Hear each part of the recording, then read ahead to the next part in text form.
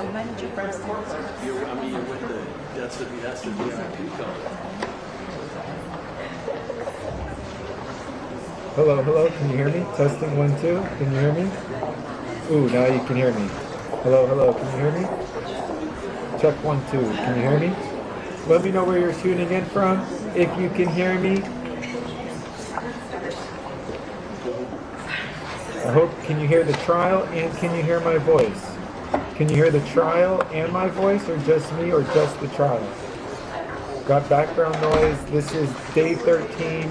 Day 13. Are any of you folks in the audience cold? This is day 13 of the ASAP Rocky trial. I believe ASAP Rocky is innocent. If you think, any part of you thinks this was in self-defense or it was a prop gun, then ASAP Rocky is innocent. Thank you for letting me know. Appreciate that in the comments. This is the closing arguments from the prosecutor. Before, I believe after the prosecutor does his closing argument, the jury will deliberate, or it'll go till tomorrow. I think it's possible. Awesome, you could hear both. Thank you for letting me know. Shout out to everybody in the chat. Thank you, KP, on YouTube. Thank you to everybody on Instagram for joining us. We're just moments away. If you haven't already, we are live on YouTube, Twitch, Kick. If you're on any of those platforms and you haven't joined us, join us on Kick or Twitch. We're trying to build the community there. So join us on Kick or Twitch if you're not, and you don't mind and have an account. We also just launched a Substack, and the last thing I'll mention is our podcast. We have episode 1, 2, and 3 live on Apple Podcast and Spotify and Amazon. Horsehair legs, bring it back. That'll keep everyone nice and close. Here's some chatter in the court. It's about to get started any moment. Until the gavel's down.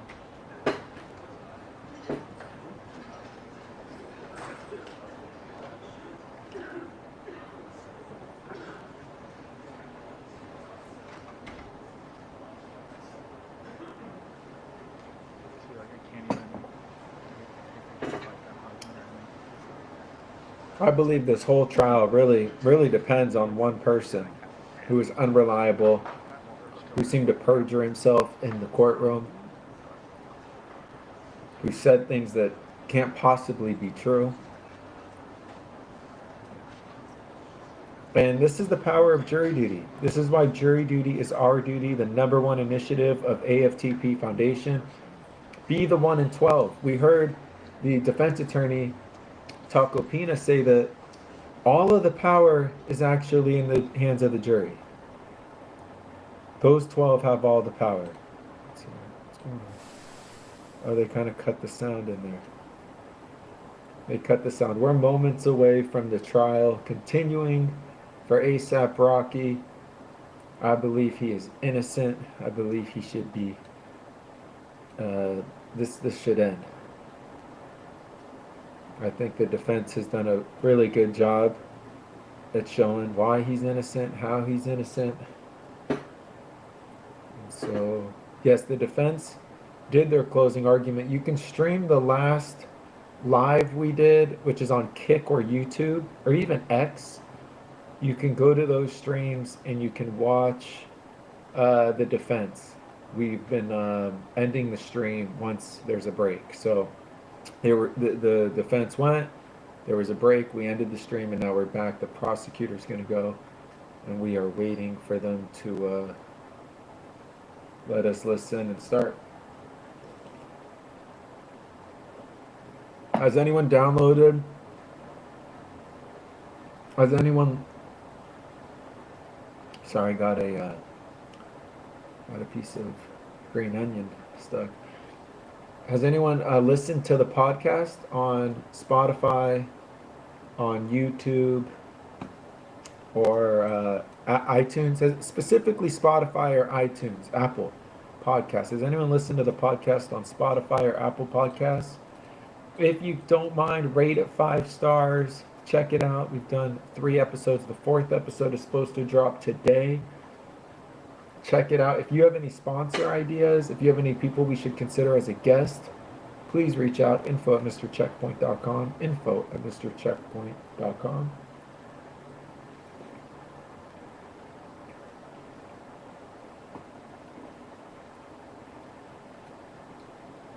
We are waiting for the trial to resume. Let me just triple check something before we're live here. Should be any minute.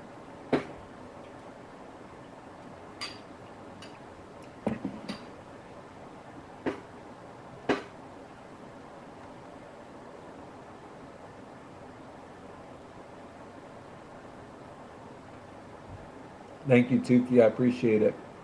Did you listen on Spotify or Apple? Or have you listened on either of those? Has anyone listened to the podcast on Spotify or Apple Podcast?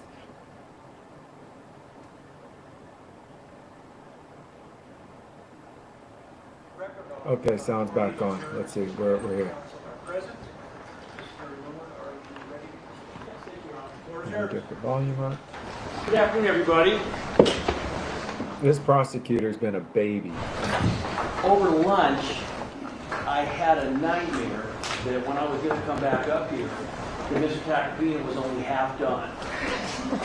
I think, I'm not sure, but I believe I had a birthday and at least one grandchild during that closing. And I bring that up for a specific reason, and that is, No, that's not good. the length of that argument with the persuasiveness of it. What we kind of have gotten away from is why we're here.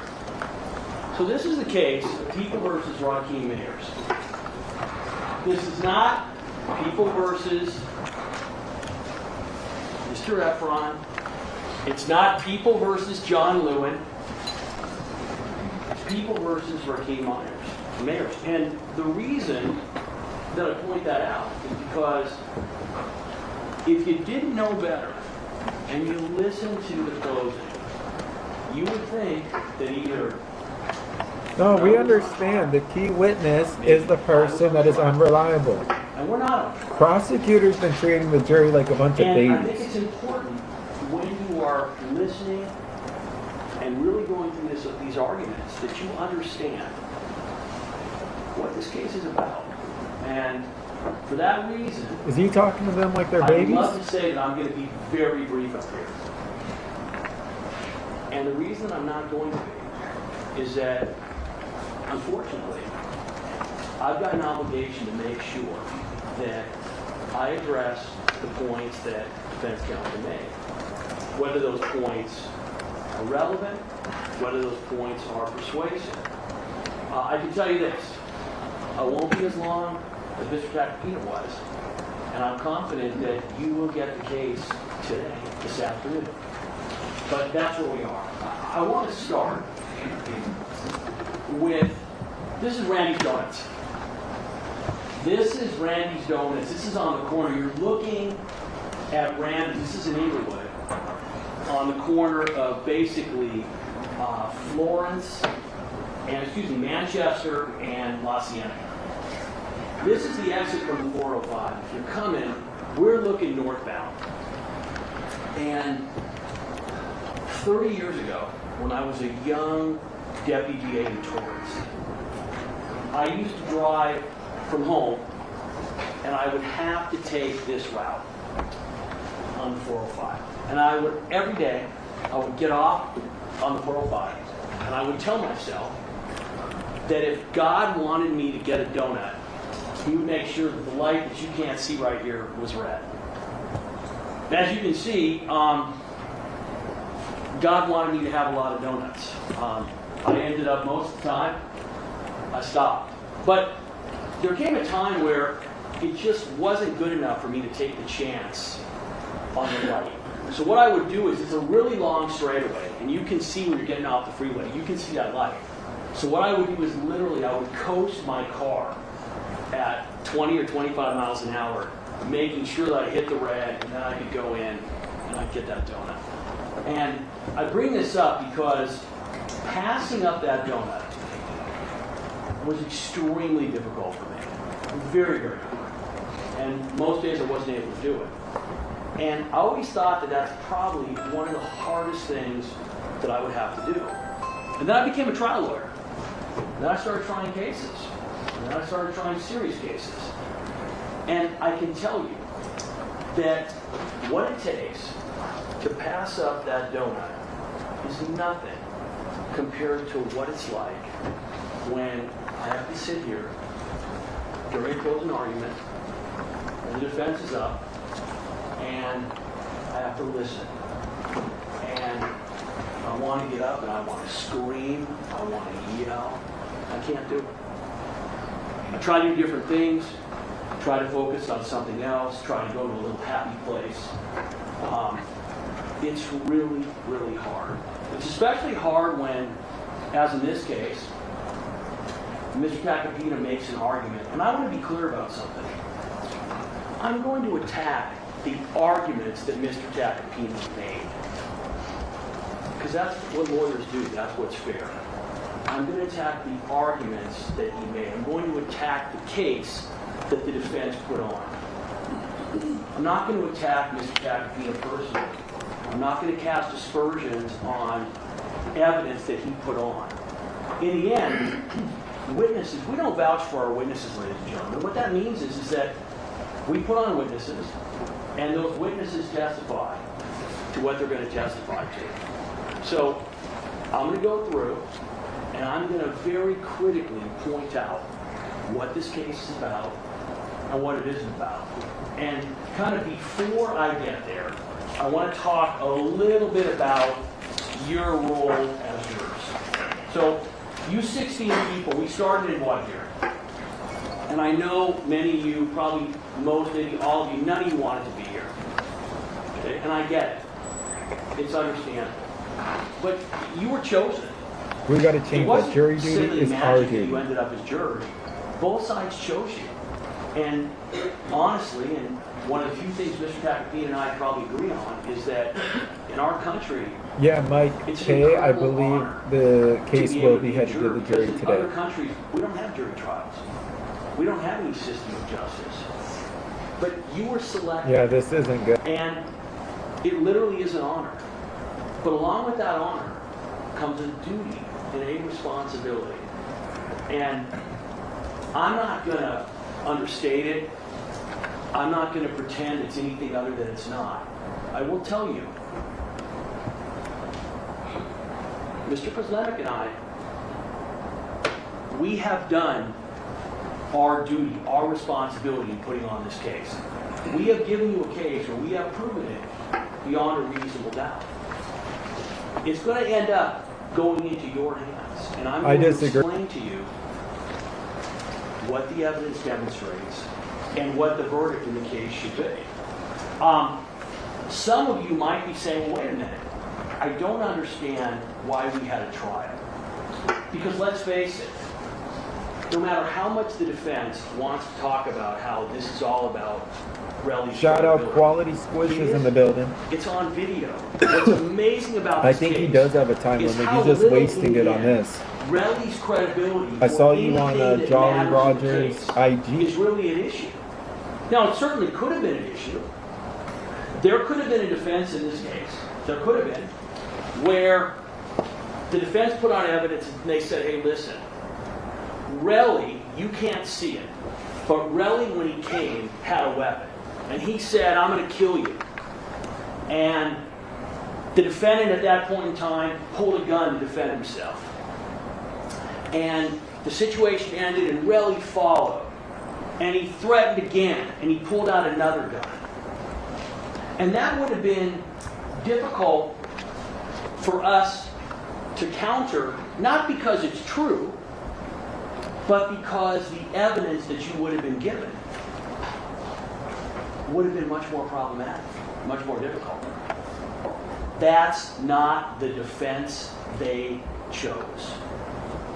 The defense they chose, and I'm going to get into this in a little more time and more detail, but I want to make sure you all understand it right off the bat. This case comes down to one issue and one issue only. They are saying it's a prop gun. If it's a prop gun, he is absolutely not guilty of the charges. Let's go. Not It's a because he prop gun. didn't pull it, not because he didn't fire it, but because under the law, if it's not a real firearm, it's not a violation of Penal Code Section 245, and it's not the personal use of a firearm. Now, here's what's interesting. Now, again, I'm going to explain this in more detail. ASAP Rocky Mr. is Pina got innocent. up here and he says, absolutely. Hey, listen, he did not have a real gun. It's a prop gun. But it's still self-defense. That's not true.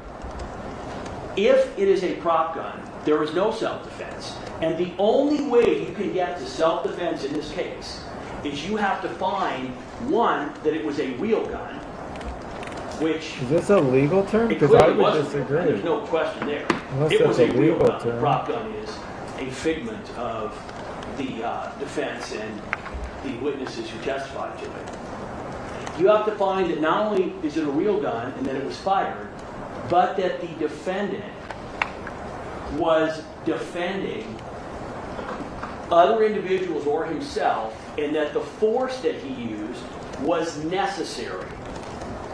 And ladies and gentlemen, he wasn't defending anybody else. The force was not necessary. It's a sad situation, and I'm going to confront this head on. It would be easy for you all as jurors to say, wait a minute, I don't get it. This is a guy who's got everything. He has everything. He's successful. He's got a beautiful wife. He's got 2 children who were here. And some of you might be saying, gosh, you know what? Why would he risk that?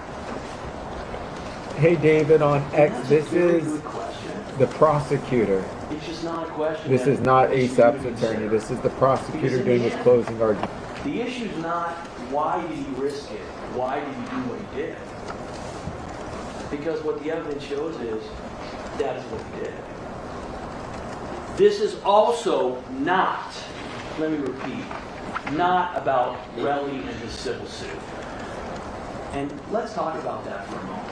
And let's talk about exactly what we are dealing with here. I want to move forward here.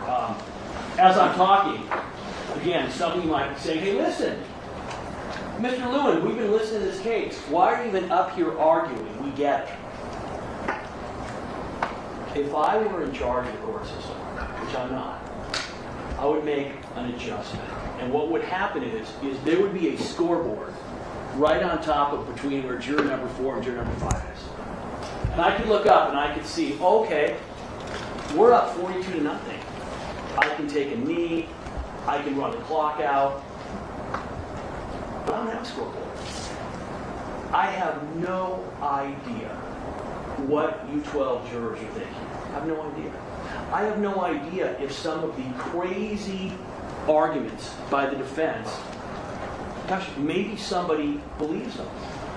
One of the most difficult, frustrating things that can happen is, and I try not to do this, but I will see jurors taking notes, writing things down at certain points where I'm thinking, oh my gosh, why are they writing that? That doesn't make any sense. Of course, I don't know what you're writing. I have no idea. You could be writing down a point, you could be This guy's writing saying down, that nothing. doesn't make any sense at all. I have no idea. But here's what I do know. I've got an obligation to make sure that I address everything that the defense has brought up. Good points, bad points, irrelevant points, nonsensical points. I have to address it all because I don't know where each one of you are at. And the reason is pretty simple. There is no way Oh, shit. that I can ask you I 12 literally jurors just to do yawned. your This is job crazy. if I haven't done mine. So that's kind of the background of where we find ourselves. No, just say something. Don't treat them like little kids. All right, let's talk for a second about the defense closing argument. And I think it's important. So what they have done, and listen, I get it. Relly, in a lot of ways, was a very problematic victim Why is he problematic? Well, one, in a lot of ways, he's not very sympathetic. And I'm not here to get you to like Relly, to get you to say, you know what, Relly deserves $30 million. Because unlike what Mr. Tacopina said, you're not here to decide that. You are not here. I'm not Relly's lawyer, and you're not the jury who's going to decide what damages he's going to get. Evidence has showed he has a civil suit. You're aware of that. I'm not telling you anything that's not a part of the evidence. And if that civil suit goes to trial, as you all know, there will be a jury that will decide what, if anything, he gets. That is not U12. I don't mean to shortchange you alternates. Being alternates are really, I'm not going to lie, it's a crummy job. You get to sit through everything, and then you don't get to vote. I think I said this on voir dire. I would have held my hand up and said I cannot be an alternate. I can't do it. I need to be able to vote. So when I say U12, I really mean U16. You never know who is going to end up on our jury. But what is important to keep in mind is that you're not here representing Relly. But you know what I do want to explain? I want to explain for a second what happened with Relly and who he is and what he's been through. And I think it's really important, and this kind of goes to what the defense is in this case. This is a picture that if you look at it, it's very blurry, okay? You can't see what's going on. Why is that? Because what the defense wants to do is they want to zoom up so close on every irrelevant fact that you forget why we're even here. And what's an example, Al? I'll tell you right now. Mr. Tacopina spent time pointing out the fact that Relly was not honest about buying a property in Miami. Now you need to ask yourselves, what does his property in Miami have to do with what happened on November 6th? If he's an honest, reliable person. He would say, well, but wait a minute.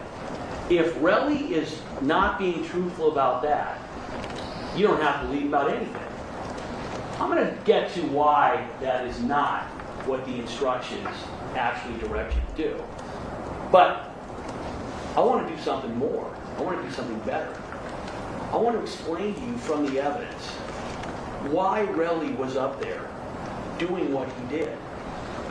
So let's first talk about the fact that Mr. Tacopina spent a lot of time talking about, hey, the defendant, he just sat there, he was dignified, he didn't make any fuss, etc. That's all true. That doesn't mean anything. The defendant is an extremely powerful individual. His wife is even more powerful. Relly found himself in a situation where he was on the wrong side of that power divide. And by the way, it doesn't matter why he got there, but you know why. You heard it. There was a disagreement about ASAP Josh and about what happened to him and what was going to be paid for and what wasn't. And what's important is that Relly and the defendant had a disagreement about it. That's what happened. And because of that disagreement, and because of ego, this is what happened. Now, some of you might be saying to yourselves, well, wait a minute. I mean, in the end, what really happened in this case? Okay, it wasn't a prop gun, obviously. The evidence demonstrates, and by the way, we don't have to prove that Relly got shot. The reasonable inference from the evidence is that he's got a wound on his hand that he didn't have beforehand. I'm going to address this again, but every time you hear the defense say, where was the witness to testify to that? You need to remember something. They are the ones that are arguing that this was a prop gun. They are the ones that are arguing that Relly didn't actually sustain these injuries from a gunshot. They are the ones arguing that casings would not have been found. You've got how many lawyers over there How many people? There was a point in time during jury selection where they almost had a football huddle. There were like 8 or 9 of them over there. Do you think for one moment, 1 millisecond, that if those individuals had something positive to say to help the defendant, that they would have called those individuals? If, for instance, Relly's injuries could not have been caused by a graze wound, they would have called a witness. So what you're left with is, Relly didn't have that wound when it started. He testified that he felt heat going through his hands instantly. Can't believe him. So the idea that, well, it's a minor wound, and that's true.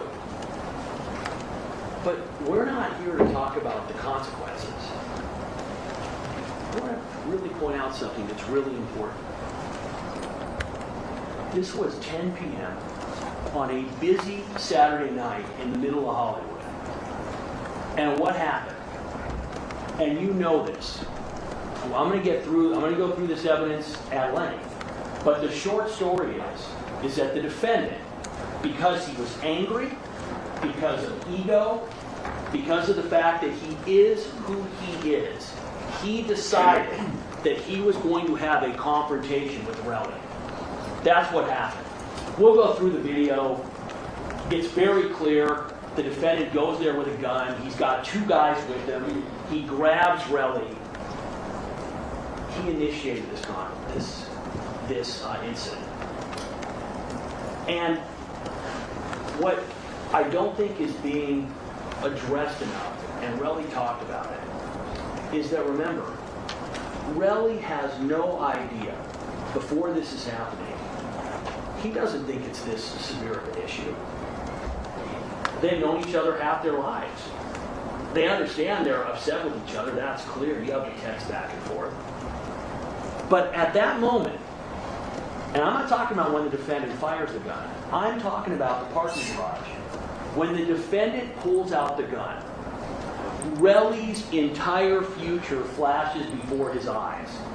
And do you know what that future is? He's done. It's over. What makes it over? Well, he understands that if the defendant is upset with him enough to pull a gun on him, that he's going to ruin him. As he told you, that means no more artists will sign with him. That means record deals will go away. He's done. And he doesn't know this is coming. He doesn't have time to contemplate it. And what's his response? It's shock and it's anger. And it's not really thinking about what is smart. The argument that Mr. Papapina makes is, well, who would go after somebody who's pulled a gun on them? Well, that's not quite a fair argument, because it's not somebody who's pulled a gun on them. It's someone that was a close friend. And Relly told you he really wasn't thinking about the consequences. He was angry. He also told you that, you know what? Rocky had pulled a gun on him, and he put it back.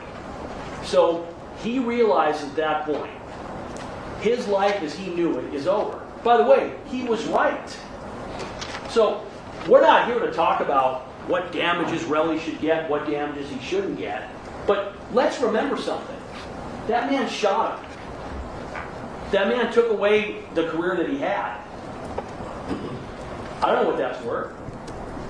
$30 million sounds a bit excessive to me, but I'm not the lawyer in that trial, and you're not the jury. So that will be hashed out, that will be debated, and that will be eventually decided upon. But there's no question that in that moment, he realized that he was losing something very, very important, very precious. And so what does he do? He follows, and we have the second incident. Now, what started the second incident? We'll never know. We know that Relly is yelling at him. Relly is saying very unkind things. And we know there's no question the defendant is proud. Okay? And I'm going to give you another word because I'm not going to hide from it. He's entitled. All right? Everybody runs around. He is a big, important man, and everybody serves him. This is just a small example, but it's important. The witnesses who came in are dependent upon him financially. They're dependent upon him for their careers. And what happened in the middle of a trial with 12 on the stand? 12's asked a question. Has anyone ever seen or heard a defendant yell out to a witness in front of the jury, "Don't answer that"? That's what happens when you have a lot of power. And no one has ever told you, you know what? You can't do that. So why did the defendant, why did he take out the gun and fire those shots? I don't know. But you don't have to figure that out either. It's a prop Because in the end, and I covered this in jury selection, I asked each one of you, if I prove to you, Mr. Prezlemic and I, if we prove to you what happened in this case, beyond a reasonable doubt, and you don't understand why it happened, it still happened. But that's not where the story ends. Because that act, and the first act's important too. When he pulls the gun out, let me go through the video, but it's very clear that that incident ends because a couple of people walk by. That's very clear. There are witnesses. One of the witnesses, I think 12, I believe, even mentioned, yeah, there's people walking by, but that's not what ended it. Well, you can see where they are, and you can see that right after, that's when he puts the gun back. When they get to the second scene, something happens. And one of the things that makes no sense in the defense argument, 0 sense, is that they keep talking about the timing of the shots. Okay? It's not when the first shot was fired, and you're going to see it. You can see, you can't tell what it is, but you can see Rocky make a movement behind his back and pull out a firearm. Pull out, you can't tell what it is, but he's going to pull that item out, and at that point in time, he's going to start advancing to where Relly and Ills are. That is what Relly responds to, is that firearm being pulled out. Yes, he grabs Ills before the first shot is fired. I think he's innocent. Because he's trying to avoid getting shot. So again, the timing of which shot it is it 1 second before or after? That's an irrelevancy. It doesn't matter. It's not even the defense theory. And the other thing that is really, really important, and again, I'm going to call it out. I'm not going to hide behind it. Mark Williams is asking, what did he do? He's being... His ego and his vendetta and his anger at Relly was important enough He's innocent. that he was going to risk not only Relly's life or Ill's life, but he was going to fire 2 shots from a 9mm firearm in the middle of Hollywood. Now, I don't have to tell you, because you all know it's common sense. Bullets travel until they hit something. That's what happens. They're fired at very, very high velocity. Keeps treating the jury like they're coming babies. Out at an incredible speed. And they travel until they hit something. Sometimes what they hit is the ground. And they ricochet. Sometimes what they hit is a car. Sometimes what they hit is the person they're aimed at. And sometimes some tourist walking down Hollywood Boulevard with her family all of a sudden drops dead because they've been shot in the head by a bullet that somebody selfishly fired to settle a childish dispute. That's what he did. That's the conduct in this case. It's not about what injury Relly received. It's not about how much money he's going to sue for. Those are not in the jury instructions. you're not going to see a jury instruction on, quote, extortion. Because that's not what you're here to decide. That's what happened. ASAP's defense team is already gone. You know what? I don't think he'll be speaking again. This is closing argument from And prosecutor. I'm going to show him. He's charged for he's on trial The for defense allegedly argument, shooting as a I gun at a guy It named was Relly. almost like And I Mr. believe it's a Captain prop took off gun, in a plane. and it was being used no in flight plan. self-defense, which would And make he him flew innocent. around in circles. Circle after circle after circle. And eventually, he kind of just ran out of gas and kind of just crashed the plane. There wasn't much direction. There wasn't much focus. And there wasn't an emphasis on the actual facts you're here to decide. Now listen, he's got a tough case. In opening statement, my partner got up here and he told me this is a simple case. It is a simple case. I'm going to tell you, this case could and easily could be a 5-minute verdict. And here's why. Because once you decide that this was not a prop gun, and ladies and gentlemen, it's not a prop gun. I'm going to go through all the reasons. And once you decide that, this case is done. It's over. Because that's the defense in the case. Not, as Mr. Tacopina tried to argue, well, it's self-defense. If you notice, Mr. Tacopina didn't actually reach the next step. He talked about self-defense, but he never explained to you, for it to be self-defense, you have to find that it was a real gun. That's what you have to find. If you have a question about that, you ask the court. You have to find, to get to self-defense, that it was a real gun. And their defense in this case was, it was a prop gun. That's the issue in this case. Was it a prop gun or was it not?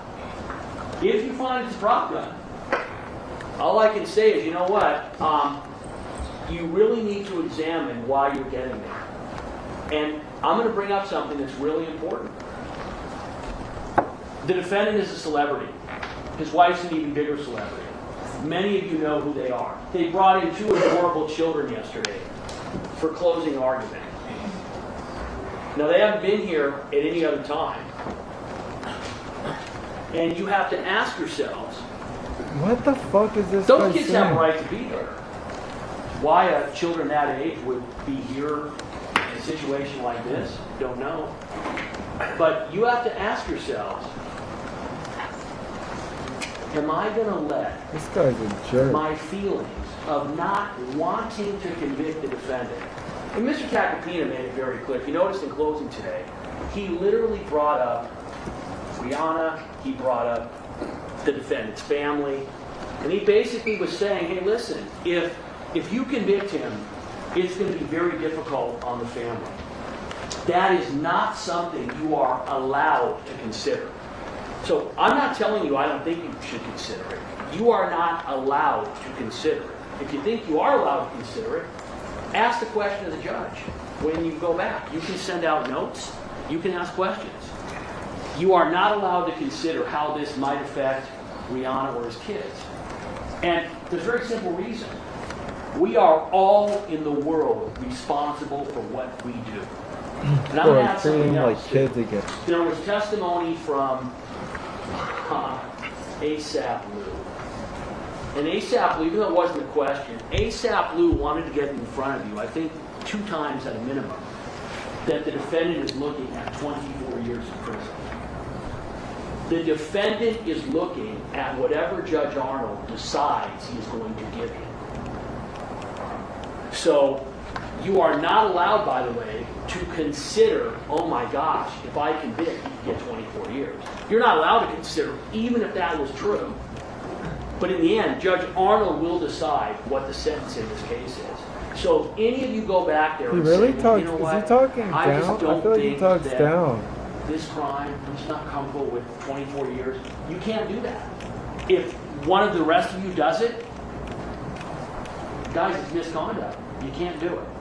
You got to stop yourself. You got to stop the person next to you. You got to say, you know what? We can't do that.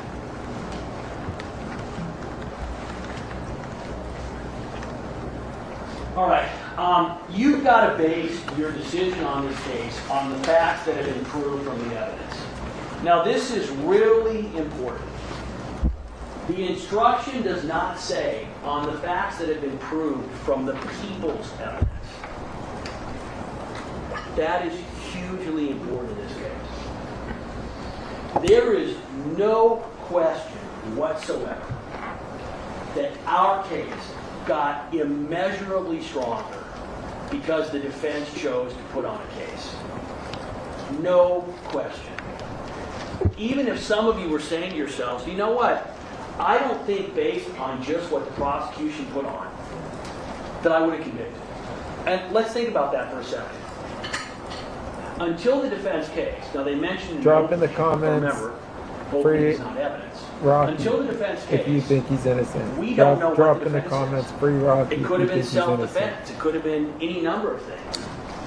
It wasn't. They chose to put on a defense. They didn't have to. You remember what year I asked you all, are you going to give any points to the defense if they choose to put on a defense in their case where they don't have to? Or are you going to look at their evidence as critically, as importantly, as you do for our evidence? You all said you would do it. They elected to put on a defense that killed their case. It destroyed it. And I'll go through it. It started with Wally. The best evidence from the victim. This is probably the second thing I agree with Mr. Tacopina. Mr. Tacopina put on Wally to impeach the defendant. To impeach the victim on an issue of whether it was his voice. And obviously, it was Relly's voice. And obviously, he was uncooperative. But let's take a step back and ask ourselves, why was Relly uncooperative in this case? Relly told you, and you saw evidence of it, in April of 2022, when it came out that Relly was the individual who reported the defendant to the police, he's facing death threats. His family is facing death threats. So he is up there not wanting to answer any question about his family. He doesn't even want to give his girlfriend's name. He doesn't want to say where he lives. He doesn't want to identify anything about Miami. You got to ask yourselves, first of all, is it understandable why he didn't want to answer those questions? Of course it is. You have to ask yourselves, Mr. Tacopina repeatedly asked those questions. Listen, that's his right as a lawyer. He can certainly do that. But it was very clear that the result of that, if not the intention, was to get Relly upset, to get him agitated, and to shut him down. And that's what happened. But even more importantly, none of those questions, none of those answers matter. And what's amazing is the defense, their witness, they put on the evidence from Wally, which is some of the most crucial evidence in the case. And again, I'm going to get there. So the defense had no obligation to put on a case. They could have done nothing. But do not be mistaken. Some jurors go back and they say, you know what? Well, because if I only look at the people's case, they haven't proven it beyond a reasonable doubt. That's why this says, prove from the evidence, not prove from the people's evidence, all of the evidence in the case. So, we've got a duty, and we don't hide behind it at all. We have a duty to prove the defendant guilty beyond a reasonable doubt. And by the way, it's interesting. Mr. Tacopina keeps talking about, quote, reasonable doubts. There's no such thing as reasonable doubts. They are not individual pieces. Reasonable doubt is an overall view from all of the evidence. So when he says, well, listen, if you have a reasonable doubt about Relly's credibility, then that means The it's a not comment guilty. says That's not Judge true at trying all. his hardest to The stay question up is, just when you greatness look at all on of the Instagram. evidence, if you find that Relly's credibility is really material, if you find that there isn't other evidence that overcomes it, does the overall collection of the evidence cause you to have a reasonable doubt? There is no such thing as reasonable doubts. They are not like pieces of a cookie where you pick up one and go, here's a reasonable doubt. Here, it's not how it works. And you got the instruction that shows it. We have to prove every element of the crimes charged. No question, that's our burden. But this is really important. Not every element in every case is in dispute or reasonably in dispute. So what does that mean? So for instance, we would have had to prove that it was the defendant who was at the scene. That's our burden. But the defense has already conceded that. We would have had to prove that the defendant had a gun. They've already conceded he had a gun. They say it's a prop gun. We would have had to concede, we would have had to prove, that the defendant assaulted Relly with the gun. Well, they've conceded that. They just say it was a prop gun. We don't have to prove whatsoever that the defendant shot Relly, although that's what the evidence demonstrates. So very little in this case is in dispute, and that is hugely important. So let's talk about the relevant evidence in this case. So the day before the shooting, November 5th, 2021, Relly's in a car with Jabari. And again, I got to talk about Barry for a second, ASAP Barry. Happy The defense is Valentine's saying, Day, well, why chat. didn't you bring Barry in to us? Barry is the guy, if you remember, who posted, who is calling Relly a rat or a snitch. I can't remember which it is right now. The people's position is that Barry is not credible. If the defense wanted to bring him in, if they thought that he had evidence to add to their case, they would have brought him in. They flew in a guy from France, okay? Let's just take a step back. They flew in an individual from France at tremendous expense on almost no notice. And they flew him in because they wanted to prove that that was Relly's voice on the tape. Now, one has to ask themselves, did they listen to the tapes? Because the tapes are some of the best evidence we have in this case. And you know that they only played for you a little snippet. I'm going to play the whole first part of that call, uninterrupted. I'm not going to give a snippet. So what happened in this case? Day before the shooting, there's an issue between the two of them. Okay? The defendant is upset with Relly. That's not in dispute. He's upset with him. I have no idea whether Relly was right about this dispute or the defendant was right about the dispute. But here's what I know for sure. It does not matter. It's not an issue for you to even consider. If, let's assume that Relly paid for every part of ASAP Josh's funeral. Okay? The most expensive funeral in the history of mankind. He paid $20 million for the funeral. Let's assume that happened. It doesn't change the fact that he can't assault him with a firearm. I don't know. We have no idea who was right on this. But it's very clear it doesn't matter. But what's important is there is a dispute.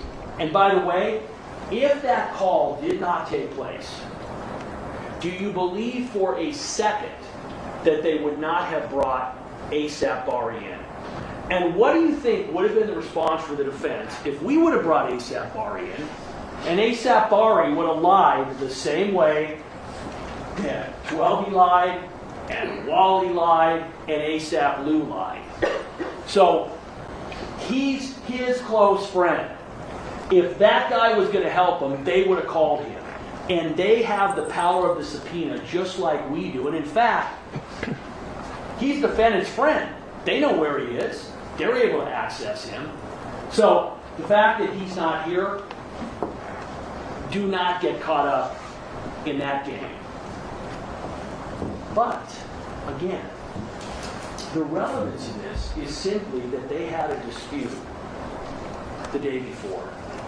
And the defendant, who is clearly a proud individual, got embarrassed by the fact that Relly is hearing him talking about him behind his back. Which, let's face it, it's not very manly, okay? It's just not. And it's clear that the defendant is embarrassed by this. He's embarrassed by the fact that Relly knows he is talking about him behind his back. And Relly doesn't like it, clearly. So, this is the day before the shooting. You can see what's going on. I'm not going to repeat the language. This is what we have. And by the way, at this point in time, this is a stupid little incident, okay? The man's a multi-millionaire. Why on earth is he going to take it to the level that he took it? I don't know, but that's exactly what he did. So what happens? Well, the day of the shooting, we know that Relly is receiving a bunch of calls from the defendant, from Ills, and from Twelby. And if you don't think that Ills and Twelby know what's going on, I got a bridge to sell you. Okay? If you think, as the defense argued, that those were credible witnesses, Relly was angry and he was hostile. They weren't angry or hostile. They were just liars. Start to finish. So what happens? Well, we know shortly before the shooting, let's get to it, stop ducking my calls. Now, by the way, Relly says, hey, listen, I'm not really sure what's going to happen. And when you look at it, it looks like they're going to have a disagreement. But this is really important. Relly can kick the defendant's ass all day, okay? That's clear. But if Relly does that, he loses his life. He doesn't have any interest in doing that. He knows it, the defendant knows it, everybody knows it. Even those lying witnesses, Twelby and Lou, eventually had to concede that the defendant has a lot of power in the industry. The industry where Relly works, the industry that he is dependent upon for his livelihood. So he's got not only no motivation for getting into a fight with the defendant, he can't do it. He's got to sit back and take whatever he's going to take. Because he's power. That's who he is. He's got power. There's Rocky and there's Relly. Rocky knows it and Relly knows it. That's just the facts of life. So what happens? We have this incident. Now, thank God we have video in this case. Okay? Because without video, we'd all be in trouble. This video is very clear. And when Relly is walking, there's a couple things you want to consider. I'm going to get to this again. The idea that the defendant is bringing a gun to this meeting makes no sense at all. He's got two guys with him. He's not afraid of Relly. Relly's not looking for a fight. And you're going to see that the first action is the defendant grabbing Relly. That's what you're going to see as they're walking up. And I have this is slowed down so you can see.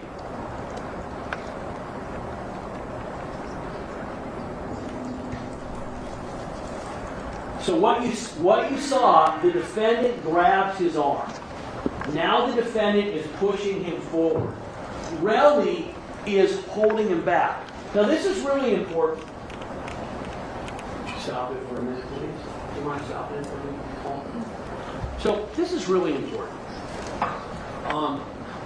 Some stuff in the trial is almost funny. I would ask Twelby, so what was the weather like that night? Man, it was cold. And Relly, he's huge. He's got muscles all over his body. They made Relly out to be the Hulk. They made that happen because that's the narrative they wanted to create. But the problem with it is if you watch, Relly clearly is stronger than Rocky is. He's stronger than Ills is. Yet he's letting Rocky push him back. If he had wanted to, he had his hand available to punch Rocky. He didn't do it. Probably not because he didn't want to. Because he's a grown man who understands that if he does that, it's over. He's got no career. He's done. What he doesn't understand is that in the next moment, Rocky's going to take out a gun, and Relly is going to realize, oh my God, it's over anyway. Please play it. So you're going to stop it. Stop. I don't know if you remember, but when I had 12 on cross-examination, and he is saying that he's trying to pull the Relly off of Rocky. And I think this same image, and I'm asking him, well, wait a minute. How are you trying to pull Relly off of Rocky when you're in the middle? You're trying to keep Rocky off of Relly. No, I'm not in the middle. Of course he's in the middle. Keep playing it. And now watch the gun. Stop. It is true, we do not see the gun come out. But we know from before that the gun was not in Rocky's hand because we saw his hand before. Now, if you remember, what was 12's version of how the gun came out? I mean, guys, I'm not making this up. He said that Relly lifts Rocky off the ground. His pants fall down, and Relly reaches back to pull his pants up and happens to end up with the gun and what looks like his finger on the trigger. That is more absurd than, again, the tornado example with Boomer. It's absurd. It insults your intelligence.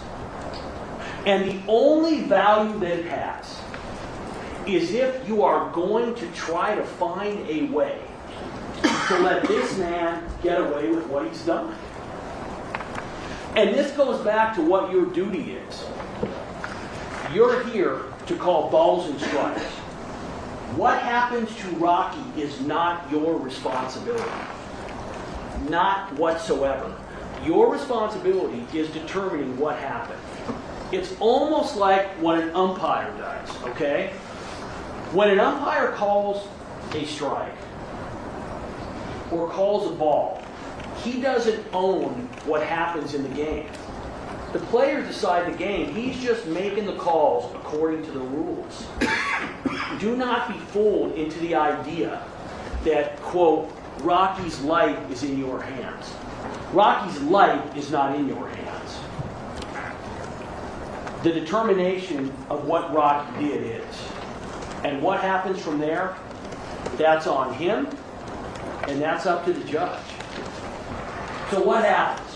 So he's got the gun out. Continue to play, please. Stop.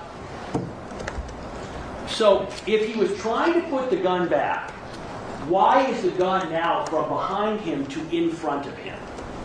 So they're going to say, well, you don't see This is closing argument from the prosecutor. Well, if his gun fell out accidentally, why doesn't he put it back? And the ASAP Well, it's because it didn't fall out accidentally. He pulled it out, and now he's going to assault Relly with it. I believe and the fact that you don't see the assault because of the cameras, this is the closing ask argument, yourself, day 13 logically, of the trial. he took the gun out.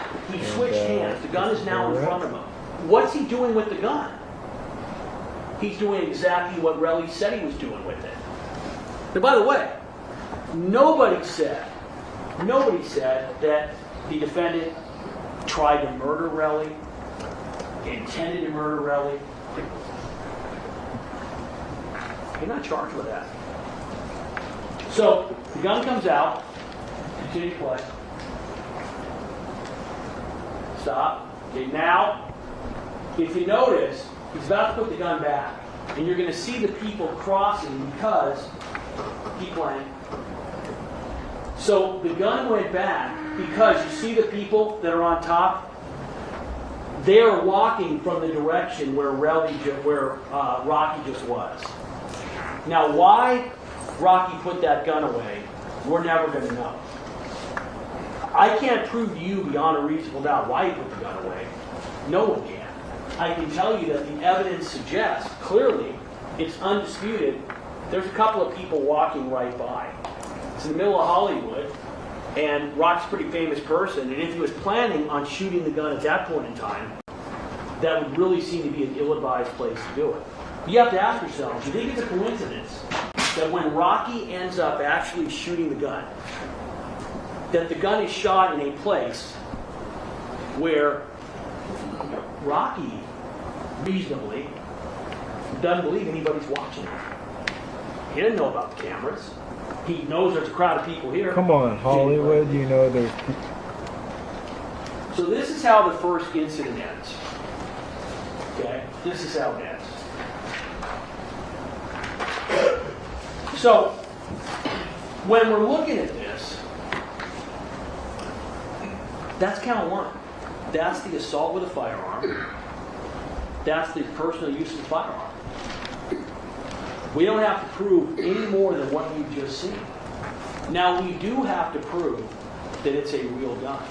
And here's what's interesting. Why are we unable to determine definitively? We certainly have strong evidence that it's a real gun based on what happens to the next scene. But who is in control of that gun? And let's think about what the argument is. They're saying that's a prop gun. Where's the prop gun? How are we supposed to prove that it's not a prop gun when they've got the gun and they got rid of it? It's impossible. There's no way for us to do anything more than what we've done. So what happens at the next scene? Part two of this. Now this is going to be important because what you're going to see here is you're going to see that the incident starts before Relly ever grabs Ills. By the way, Ills is the guy he likes. He doesn't like 12-8. So you want to just ask yourself for a second.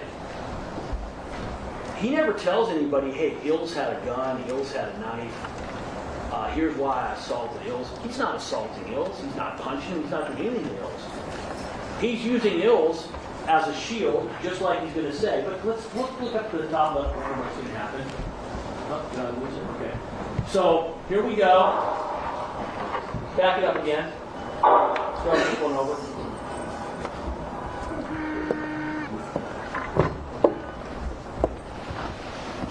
So when you're watching this, what you're going to see is not as the defense described, that Relly grabs Ills and then Rocky defends him. What you're going to see is Rocky is going to reach behind and then he's going to advance towards Relly. That is clearly when Relly sees the firearm, and that's when he ends up grabbing Ills. So the idea that, well, the gunshot doesn't happen until after he grabs Ills. It doesn't matter. Relly's responding to the fact that Rocky's pulled a gun on him for the second time. And by the way, this is a lot scarier than the first time. Because now they're by themselves, and clearly Relly is concerned he's about to get shot. Now, I'm going to get to it, I'm going to address it, but this doesn't even begin to cover the idea that their defense is not just this was a prop gun, which is absurd. It's an absurd defense. Their defense is it's a prop gun, and Relly knew it was a prop gun. And even though Relly knew it was a prop gun, Rocky pulled it on him to scare him, even though by their own admission, he knows it's fake. And you can see Relly running around, and you can see what 12 does, and you can see what Rocky does, and no one is acting like it's a prop gun because it isn't. So let's watch it. Boom, guns out.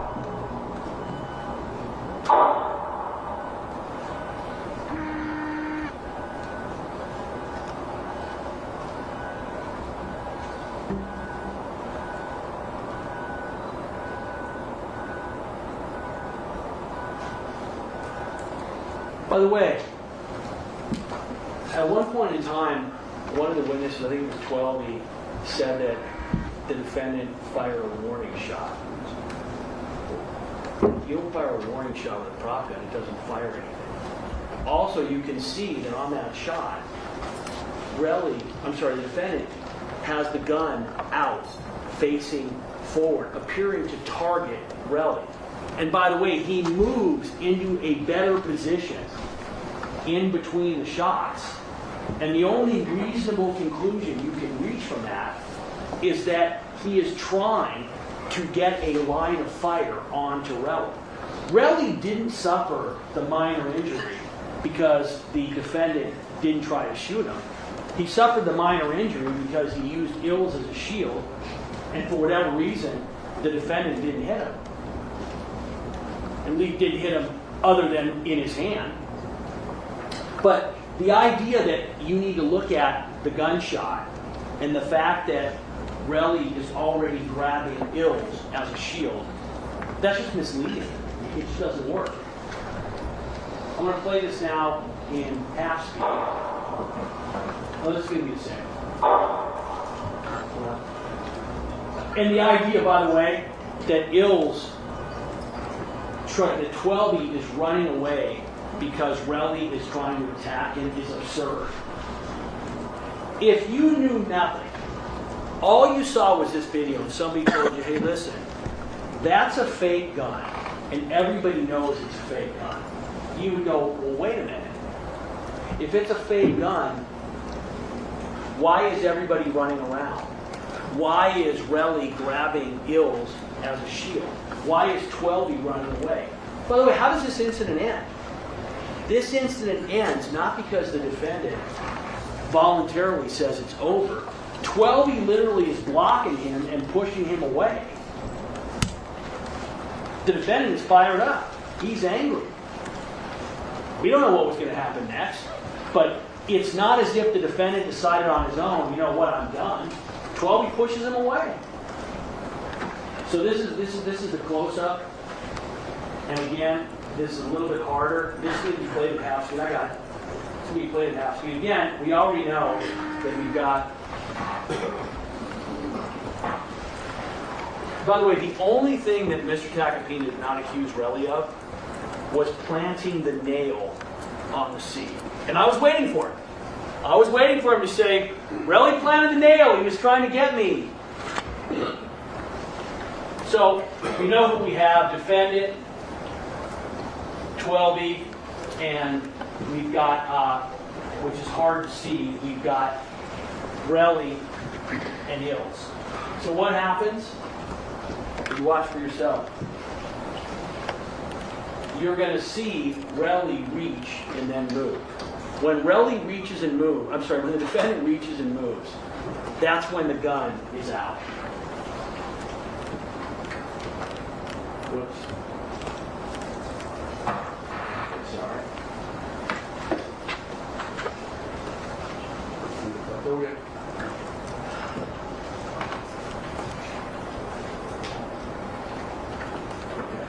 So here we go. Boom. You see him reach, guns out. 12 moves.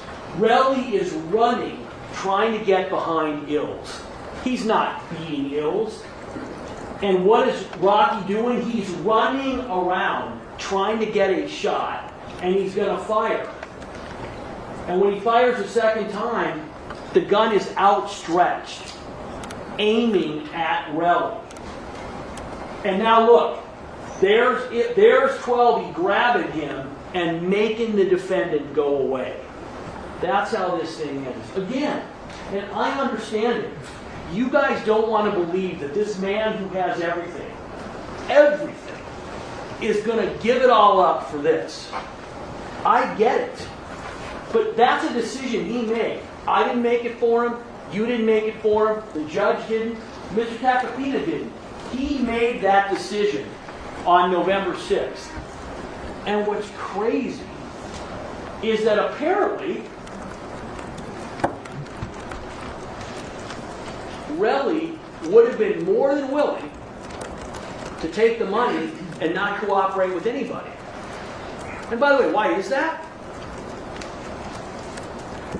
think that if you are in the hip-hop rap community, that going to the police and filing a case against A$AP Rocky is going to help your career?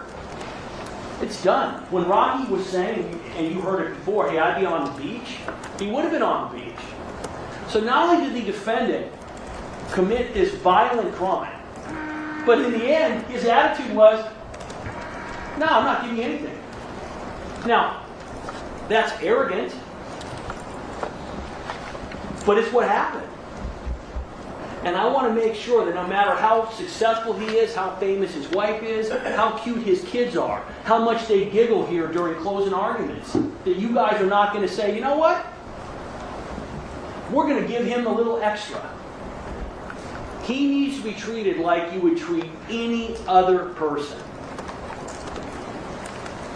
Because in the end, that's all that he is entitled to. He doesn't get to be the big celebrity in a jury trial. He's a defendant like anyone else. Okay, so what happens after the shooting? Immediately, Relly understands what's going on. So we had, this was very interesting, we had the officers called, and the whole idea is, we know that this incident never happened, meaning it was only a gun because they didn't find the casing.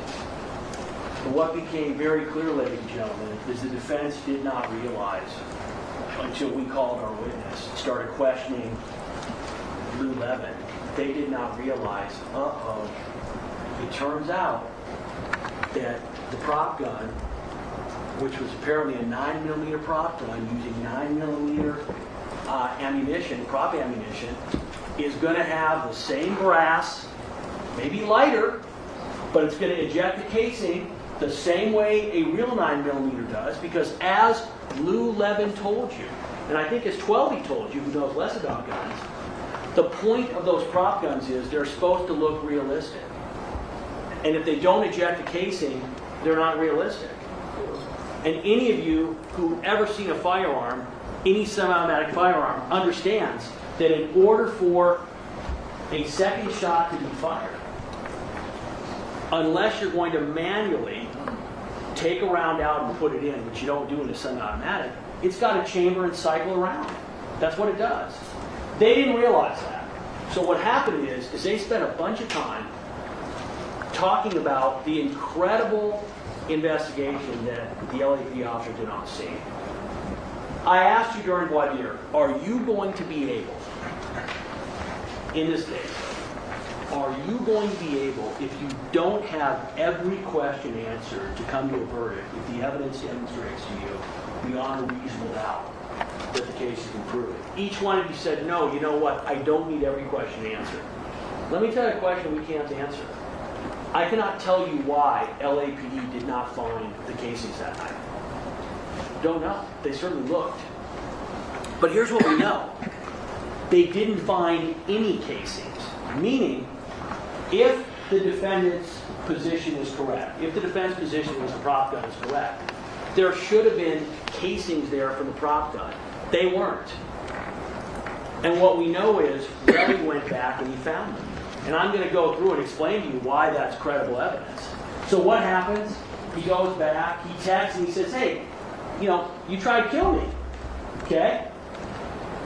What are you talking about? Why are you telling people I shot at you? That's what the defendant says. By the way, the defendant's position now, their defense is that he shot at him, it was just a prop gun. So the question isn't that the defendant is lying here. He clearly is lying. He's just saying, oh no, it was a prop gun. So, Relly says, you tried to set me up and take me from my daughter. He is saying, you tried to kill me. That night, in that text, Relly doesn't know we're going to trial. And what's the defendant's response? Not, hey, that was a prop gun. It's stop making shit up. So, this is what they say is the big evidence in this case. Yes, Relly decided that rather than cooperating with the police, he was going to try to get a bunch of money. Is that the honorable thing to do? Is that the good civic-minded thing to do? Of course not. Because the defendant firing his gun in the middle of Hollywood jeopardized everybody. It's not just a crime against Relly, it's a crime against us all. But Relly didn't care about that. And by the way, eventually, when there's a civil trial, I'm sure that the civil lawyers will be arguing that Relly doesn't deserve anything. But luckily, that's not my job.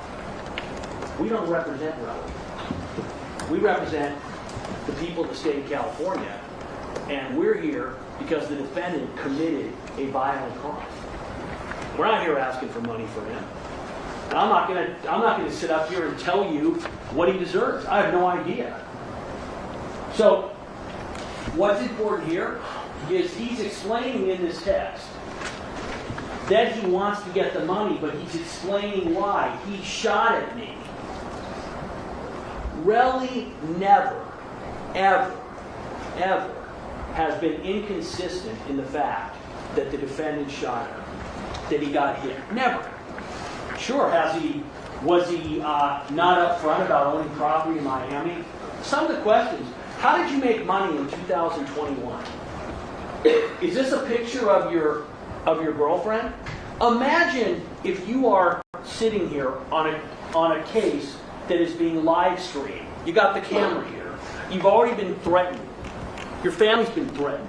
Your daughter's been threatened. Your girlfriend's been threatened. And now someone is going to ask the defense attorney, what's your girlfriend's name? Let me show you a picture of her for the world to see. What do you expect Relly to do? Okay, now we're going to get to the most important statement that Relly gives in this case. And let me tell you why it's so important. And again, some of you might be asking yourselves, why did the defense bring in this evidence?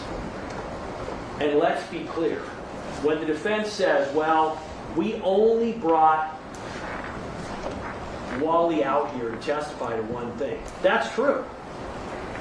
They easily could have played the call. There's no magic form where we got to play and they don't. They're arguing that Relly is inconsistent. The objection could not play that whole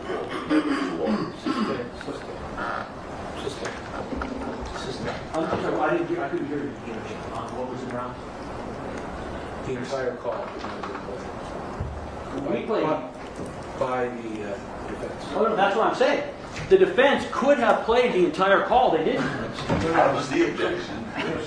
Objection sustained. Go on to something else. So we decided that we were going to play the entire call. And you can listen to this call. And let me tell you what's so important about the call. Relly does not have any idea that he is being recorded. He's not talking to cops.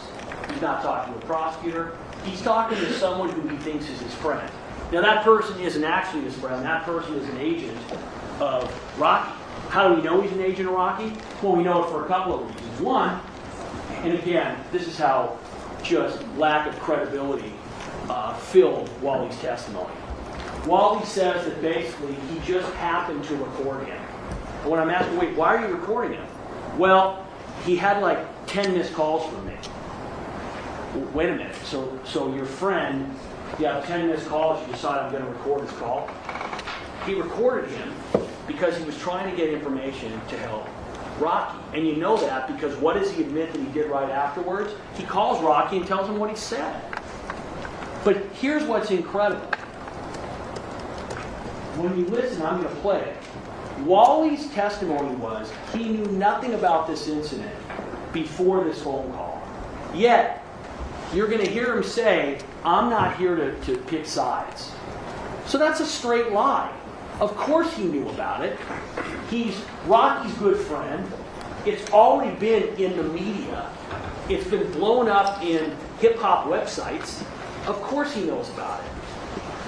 And when you listen, what is so crucial about this statement is this is Relly live, not in a courtroom, not to a police officer, but to a friend where he's got no motive to make up anything, where he's explaining what happened.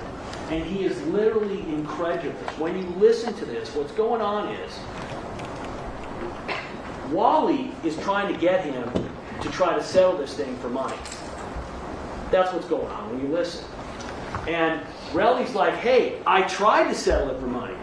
He didn't want to do it.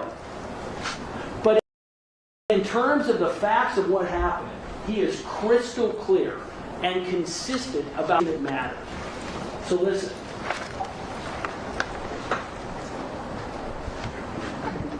The update is the last day of the prosecution. The last thing they're saying, I believe ASAP Rocky is innocent. I believe it was a prop gun. bro. And we're listening. The jury should deliberate today or tomorrow. I'm my girl and shit bad, so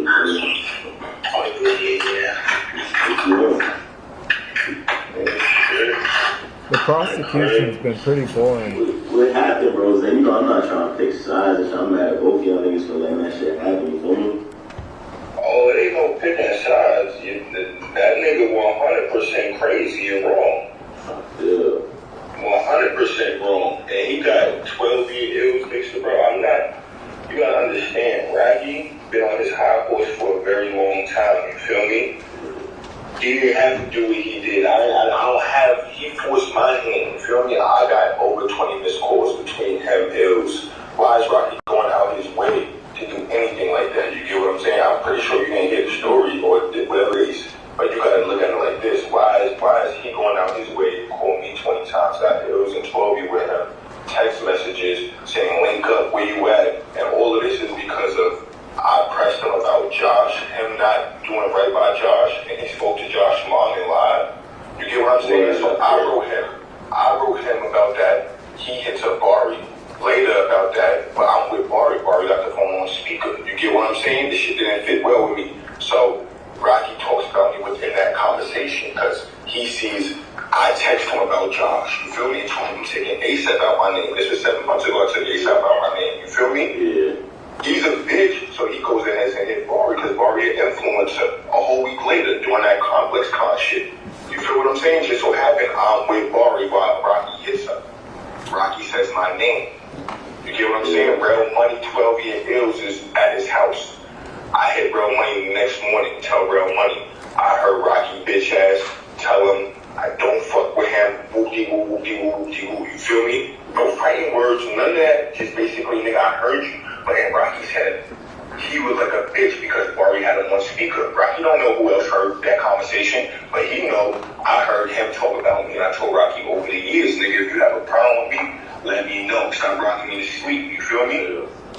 Boom, boom, boom. Next thing you know, I guess that was enough for him. He felt like a bitch because he knew I heard that conversation. I wasn't supposed to hear that conversation because Rocky never, ever, I never heard him say curse words or even have that type of energy towards me. You know what I'm saying? So now I know the real him. I tell Real Money, tell that nigga fuck him. You feel me? Boom, boom, boom. Shit gets related to him. Next thing you know, I get over 20, 30 missed calls between him, Ills, and Rocky. Text messages. I'm staying at the Lowe's. I tell him, he calls me. I finally answer because I'm sleeping. I answered. He's like, where you at? With a slip voice. I'm like, huh? Where you at? Nigga, I'm at the W. I'm not really at the Lowe's. You feel me? If you go Hollywood Boulevard, they all look the same. You're like, no, you're not, nigga. That's a bum-ass hotel. I'm like, huh? He said, show me outside. Okay? All of it look the same. I showed him outside. What he does, be there in 5 minutes. I'm like, alright. My girl like, what the fuck is going on? I'm like, I don't know.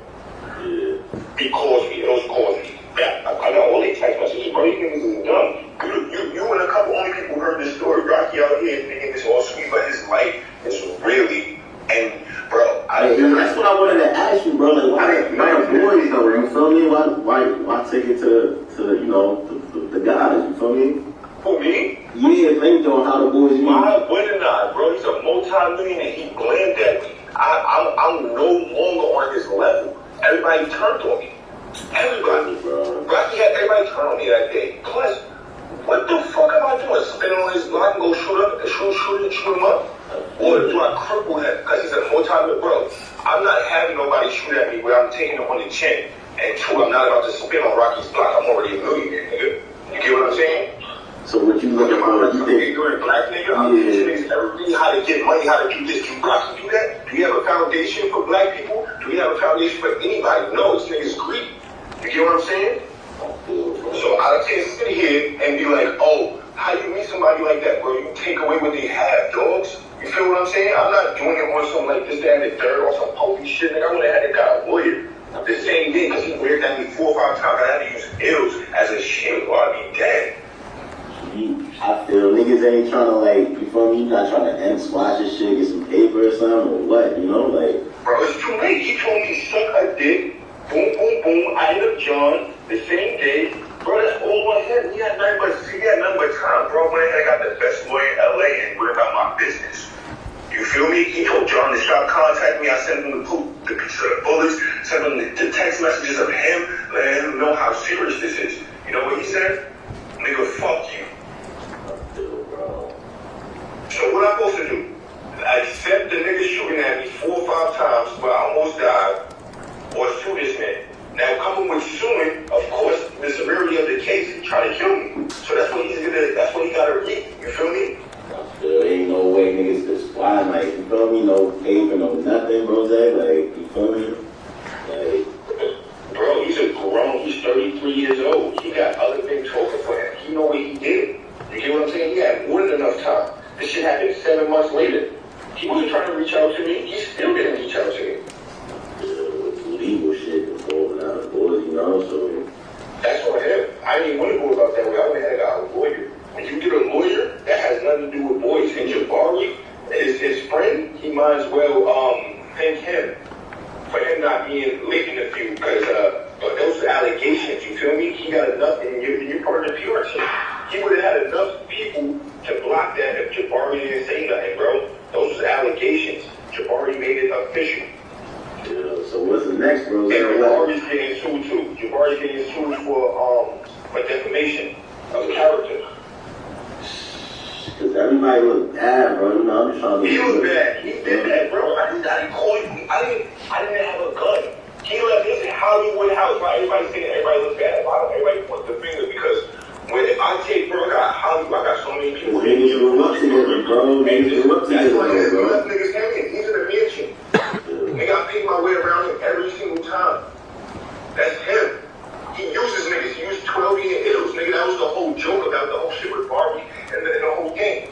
You get what I'm saying? The nigga asked his Barbie, is he coming to the complex con? Nigga, Barbie laughs at him. Like, nigga, you're not using me. Nigga, the next conversation went about how he got 12 and ills on his jet or some whole shit.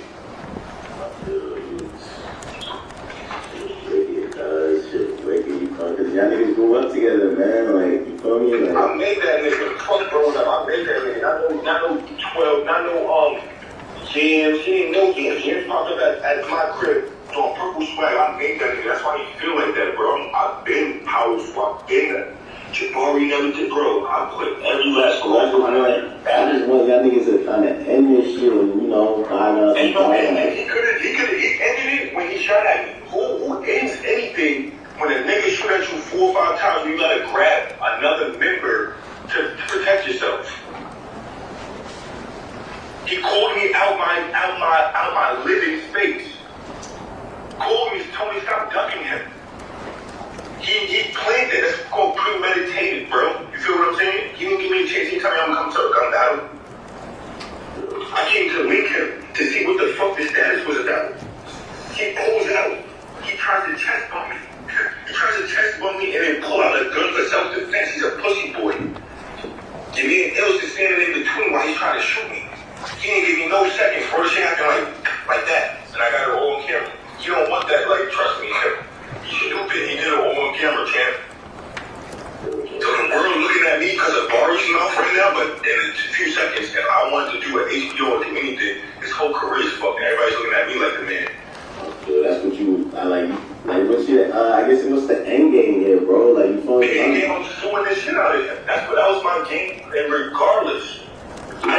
fuck about no police, nigga. I'm going against a multi-millionaire that tried to kill me. So it's really to get paper, bro, or you just trying to move on and shit? Besides suing somebody like that. You feel me? Now, he got to face the consequences of with that because he wanted to be a gangster and run out his crib like that. That has nothing to do with me. You feel me? I did my part. If you look at it on my end, what else am I supposed to do? Yeah, I mean, like, splash that shit in the streets type shit is last man. It ain't no street, nigga. Bro, what the fuck? I feel, bro. You know who my family is? This ain't no street nigga. They ain't got 3 or 4 bodyguards, bro. Come on, don't do that. Yeah, I feel you, bro. Don't do that. Don't do that. This man riding around with, come on. What street shit do he do, bro? This is a street nigga. You already know what would happen. Everybody know what would happen. We're talking about ASAP Rocky, bro. The face of Dior, like, come on, stop it. This ain't a street nigga. Nah, I'm just trying to, I'm just, cause I fuck with you heavy, bro. Zay, I was always love every time, nigga, and I fuck with you. I'm trying to let people know, and the ones who's close by him, this ain't no, he ain't no gangster, real doing, bro, this ain't no gangster. If this was a gangster, this would be handled in the streets. So how niggas They play? got 3 or 4 bodyguards with him 24/7. So like, what's next though, bro? Like niggas go to court, you feel me? Like, why not just watch this He's shit? finished. He's finished. Why not just ask for the bag or, I tried already, bro. You don't ask for the bag because that's extortion, bro. When you got somebody that's shooting at you, you ever look like, I'm smart, bro. You gotta understand, I'm not a dumb black nigga, bro. You know what I'm saying? You ask for a bag without a lawyer, bro, it's called extortion. You feel me? You gotta do everything accordingly. Everything accordingly, or it's gonna catch up with you.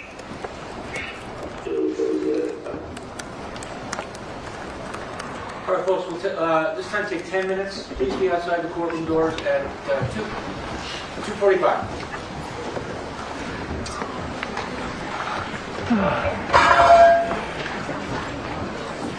10-minute break. Now sometimes, okay, they cut the mic. Sometimes there's super explosive convo between the attorneys.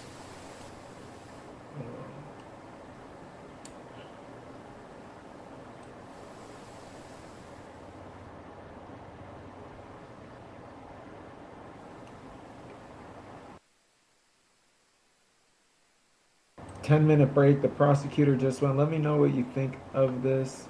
Should we pause it?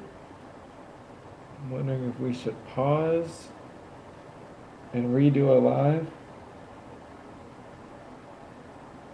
I find it very interesting. I find this case very interesting. I find that he's innocent. And it's you have an incredible trial attorney that's fighting for him, and I want to hear, watch, and see more of that. I advocate for people that are wrongfully and unjustly incarcerated. So this part is also very interesting and important. I'm also very interested and encourage people for jury duty. So I find that the more I can understand this case, the more I could talk about it, the more I could explain that the jury in this case has all of the power. The jury can decide everything. The fate of ASAP Rocky and whether he's innocent or guilty is in the jury's hands. And so it's important for me to remind the people that it's not something we want to get out of, that it's something we want to participate in. And yeah, maybe that answers it.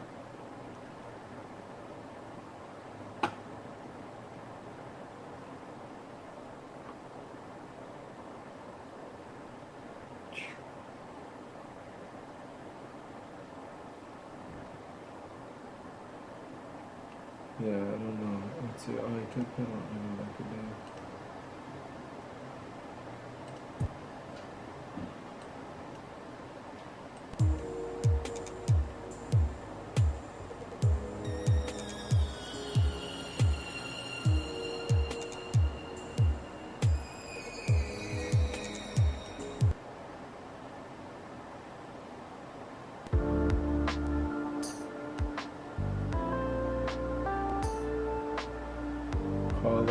I'd have to find.